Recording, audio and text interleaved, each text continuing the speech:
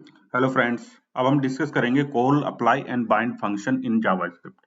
तो ये इंटरव्यू में मोस्टली पूछा जाता है ये क्वेश्चन, और बहुत ही अच्छा क्वेश्चन है ये इंटरव्यू के लिहाज से भी और डेवलपमेंट के लिए भी। और मोस्टली स्टूडेंट क्या होते हैं इसमें जो है कंफ्यूज हो जाते हैं, लेकिन आज मैं कॉन्सेप्ट क्लियर कर दूंगा। यहाँ पे मैंने डेफिनेशन भी दी हुई है। तो पहले हम प्रैक्टिकल से समझेंगे, छोटा एग्जाम्पल लेके, और फिर आप जैसे ही डेफिनेशन पढ़ोगे तो आपको क्लियर हो जाएगा क्या कर रहे हैं।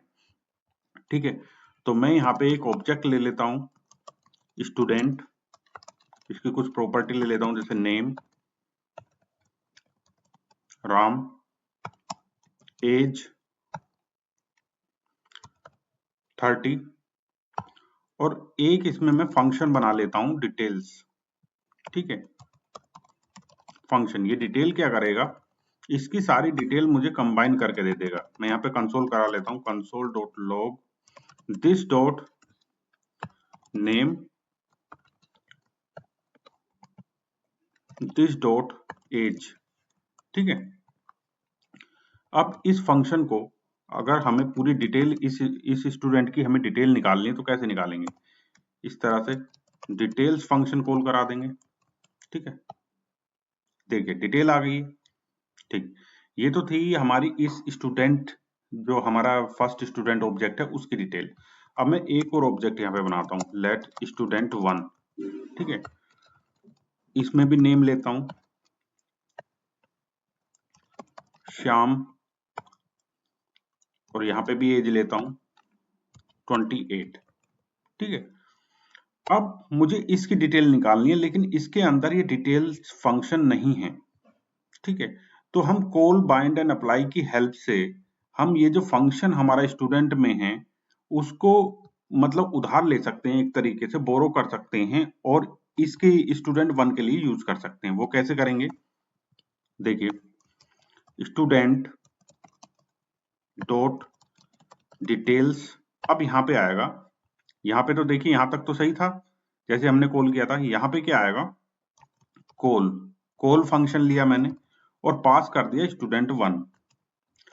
जैसे ही मैंने स्टूडेंट 1 इसमें कॉल में पास के, कॉल क्या करेगा, इस फंक्शन को बाइंड कर देगा इस ऑब्जेक्ट से भी, स्टूडेंट 1 से भी।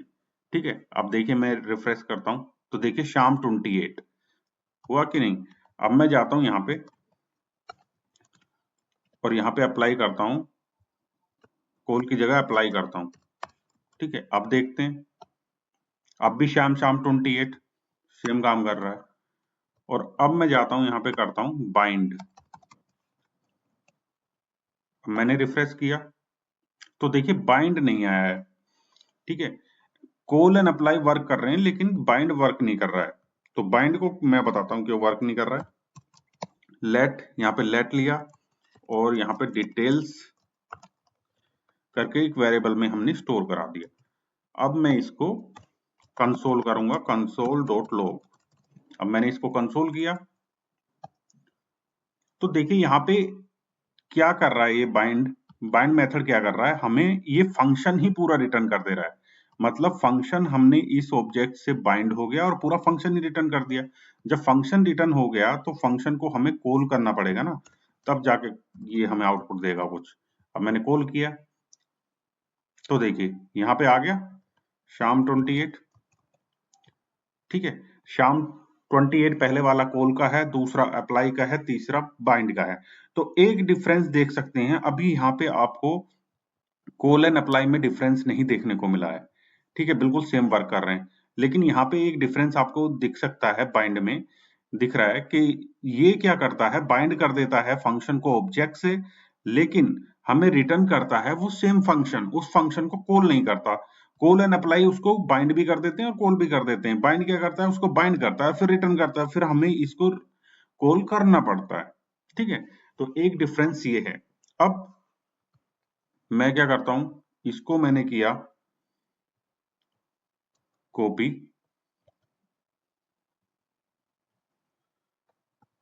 इस तरह से पेस्ट किया और इसको मैं कमेंट कर देता हूं। ठीक है, अब यहां से मैंने फंक्शन निकाला इस तरह से और एक फंक्शन यहां पे बना दिया, same function let details equal to. ठीक है, अब लेट डिटेल इक्वल टू अब जो ऑब्जेक्ट है मेरा, इसको मैंने, अब देखिए, अब मेरा किसी भी यहाँ पे जो स्टूडेंट ऑब्जेक्ट है, इसके पास कोई फंक्शन ही नहीं है डिटेल का। तो हमारे पास जो डिटेल का फंक्शन हमने अलग से बनाया है डिटेल निकालने के लिए, अब ये कैसे वर्क करेगा? ठीक है, तो हम क्या करेंगे, अभी जो एग्जाम्पल हमने लिए हैं उनको हटा देता हूं, फिर से फ्रेश करते हैं। ये डिटेल से हम इसको बाइंड करेंगे किसके साथ? स्टूडेंट ऑब्जेक्ट के साथ। ठीक है, देख लेते हैं। अभी किया, रिफ्रेश किया, राम 30 हो गया। ठीक है, यहाँ पे हो गया। अगर मैं इसको कॉल अप्लाई के साथ करूं, ठीक है, और यहाँ पे बाइंड के साथ करूं, बाइंड के साथ, तो बाइंड वाला तो वर्क नहीं करेगा, क्योंकि ये तो रिटर्न करता है, फंक्शन रिटर्न करता है, डिटेल फंक्शन। ठीक है, और इस फंक्शन को फिर कॉल करना पड़ता है, तब जाके ये कॉल होता है। ये दिखाया था मैंने। ठीक है, अब देखिए, पहला एग्जांपल दिखाया था मैंने कि बोरो कर सकते हैं अगर किसी एक ऑब्जेक्ट के अंदर, यहाँ पे ऊपर देखिए, ऑब्जेक्ट के अंदर यहाँ पे कोई फंक्शन है तो दूसरा ऑब्जेक्ट बोरो कर सकते हैं। अब क्या है, किसी ऑब्जेक्ट के पास फंक्शन नहीं है, हमें अलग से फंक्शन बनाना पड़ेगा डिटेल का। फिर उस डिटेल फंक्शन को हम बाइंड कर सकते हैं उस ऑब्जेक्ट से, किसी भी ऑब्जेक्ट से बाइंड कर सकते हैं। ठीक है, किसी भी ऑब्जेक्ट से बाइंड कर सकते हैं। यहाँ पे बाइंड किया, कॉल एंड अप्लाई क्या करेगा, वो बाइंड हो गया और उसको कॉल कर देगा। ठीक है, कॉल भी कर देगा, लेकिन बाइंड जो है, सिर्फ बाइंड, जो हमारा बाइंड मेथड होता है सिर्फ बाइंड करता है और रिटर्न करता है उस फंक्शन को, कॉल हमें करना पड़ता है। ठीक, ये एक डिफरेंस है। अब दूसरा डिफरेंस हमें देखना पड़ेगा। मान लीजिए मैं यहां से कोई ग्रीटिंग पास करता हूं, ग्रीटिंग इस तरह से। ठीक है, यहां से मैंने ग्रीटिंग पास किया मिस्टर। ठीक है, देखिए यहां पे आ गया। अब ये मैंने कॉल में पास किया एज ए आर्गुमेंट, यहां से पास किया और यहाँ पे एज ए पैरामीटर लिया और यहाँ पे यूज कर लिया। अब जब हम अप्लाई में जाएंगे तो डिफरेंस देखिए, अप्लाई में हम इसको एज ए एरे पास करेंगे, एज ए एरे लेगा, अप्लाई में एरे लेगा, कॉल में लेगा एज ए आर्गुमेंट, जो ले रहा है एज ए वैल्यू ले रहा है। ठीक है, यहाँ पे एरे ले रहा है। रिफ्रेश किया मैंने तो देखिए यहाँ भी आ गया। अभी यहाँ पे अनडिफाइंड दिखा रहा है। अब यहाँ पे बाइंड में देखते हैं, तो बाइंड में मैंने, बाइंड में कैसे लेगा, एज ए वैल्यू लेगा। देखिए आ गया, तीनों में आ गया। मतलब एक डिफरेंस यहाँ पे आता है कॉल एंड अप्लाई में, कि कॉल में तो यहाँ पे एज ए वैल्यू लेगा, 1 बाय 1 वैल्यू लेगा। ठीक है, और इस जो अप्लाई होगा उसमें एरे लेगा।